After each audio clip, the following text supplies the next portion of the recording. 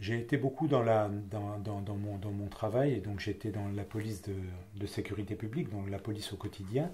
On parle maintenant de la police au quotidien. Donc j'ai beaucoup travaillé, moi, dès les années 80, dans la prévention, dans la police des quartiers. Et donc j'ai travaillé sur la police de proximité. Donc partout où je suis passé, j'ai beaucoup œuvré en ça. J'ai créé, par exemple, quand j'étais à 7 en 2000, j'ai créé un centre de loisirs de jeunes. Donc c'est quelque chose d'associatif, donc qui se passe à la fois pendant l'été et après pendant les vacances scolaires, et qui est sous le statut associatif, mais qui est animé à la fois par des policiers et par des animateurs qui viennent là-dedans. Et donc, ma fierté, c'est que ce service que j'ai créé en 2000 existe toujours. Donc, on m'a invité pour les 20 ans, on m'invite régulièrement à l'inauguration annuelle du CLJ à 7, et donc c'est une fierté, alors que j'avais déjà un peu rénové ou reboosté celui qui était à Montpellier. Donc voilà, donc j'ai pas mal travaillé dans ce domaine-là. Et donc dans ce domaine-là, bon, voilà, j'ai encore une petite. Je pense que j'ai laissé un petit peu ma marque, voilà, mon empreinte. On travaillait à l'époque également pendant les vacances scolaires. Et là, ils ont repris ça maintenant aussi pendant les vacances scolaires. Donc pendant les vacances de février. Donc moi, je me rappelle, on avait travaillé à l'époque avec une inspectrice départementale de l'éducation nationale sur les enfants les plus en difficulté, ceux qui étaient, j'allais dire, pratiquement en rupture scolaire, et qu'on avait essayé de prendre avec des sportifs de haut niveau qui étaient notamment employés communaux. Et ce qui m'intéressait à moi, c'était pas le résultat du sportif de haut niveau, mais c'était le parcours. C'était pas le but, mais la façon d'atteindre ce but. Comment on l'atteint, la difficulté que ça peut avoir, et pas simplement de voir quand on est, j'allais dire, fan d'un grand sportif, c'était de dire, oui, il est grand sportif, mais qu'est-ce qu'il a fait pour y arriver? Et c'est beaucoup de travail. Et c'était de montrer à ces jeunes qu'on pouvait y arriver, mais que pour y arriver, il fallait travailler. Voilà.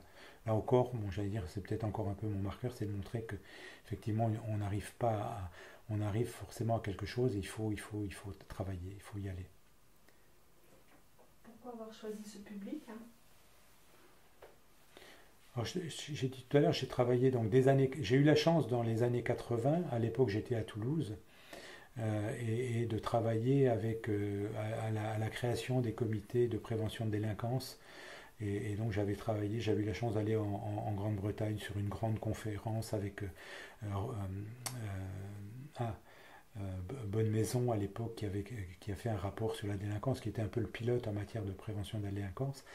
Et donc on avait travaillé, donc j'ai beaucoup travaillé là-dessus à l'époque. Donc c'était important, c'était le fait d'être proche de la population, d'essayer de, de, de combattre les racines de la délinquance par une activité. C'est-à-dire, moi, donc c'est vrai que on était dans l'après, de suite après les années 70, donc les années où on n'avait plus d'activité, où les enfants avaient déjà leurs parents, les premières générations qui avaient leurs parents qui n'avaient pas d'emploi, hein, qui étaient en chômage. Après, malheureusement, je suis parti en 2015, donc j'ai connu les générations de parents qui, en fait, d'enfants qui eux-mêmes étaient parents ou grands-parents, qui avaient des grands-parents qui étaient sans activité.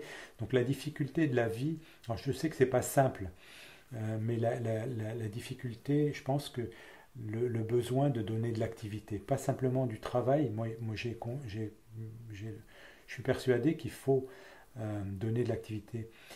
Je pense que j'étais un des premiers aussi à dire que la délinquance, on pouvait en fait, notre public, c'était que les garçons, et qu'on pouvait combattre, faire de la prévention par les filles, en disant qu'un délinquant ou un pseudo, ou quelqu'un qui pourrait tomber dans la délinquance, ben, il avait une mère, il avait une copine, une petite copine, il avait une sœur, et que si on travaillait par le biais de sa mère, de sa sœur ou de sa petite copine, peut-être qu'on aurait, un peu comme par le billard, une action sur l'individu. et qu'en en modifiant l'environnement, on modifierait peut-être celui qui est donc là. Voilà, donc c'est peut-être utopique, mais ça, je pense que c'est quelque chose encore sur lequel on n'a pas beaucoup travaillé. Il y a eu des recherches, mais c'est pas facile. Alors, pour revenir à ces jeunes, là aussi, tout à l'heure on parlait un peu de est-ce qu'on peut être satisfait de... C'est difficile lorsqu'on parle de prévention dans ce domaine-là, c'est difficile de la quantifier. C'est pour ça que c'est plus facile de quantifier la répression. On a des chiffres, on sait faire. La prévention, on ne sait pas ce qu'on a évité. On sait où on en est, mais on ne sait pas ce qu'on a pu éviter. Donc on ne sait pas si on a été efficace ou pas. Des indicateurs de présence, ça peut en être, mais ce n'est pas forcément des indicateurs.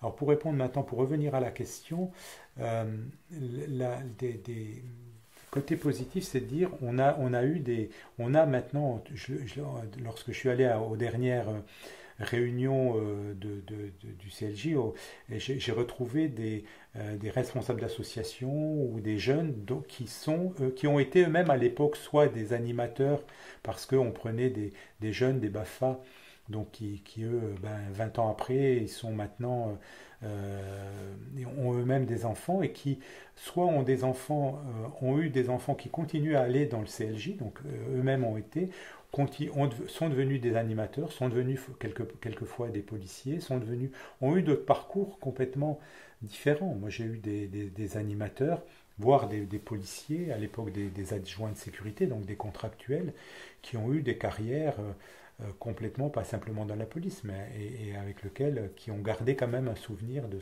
ce passage, qui est pour eux qui était fort.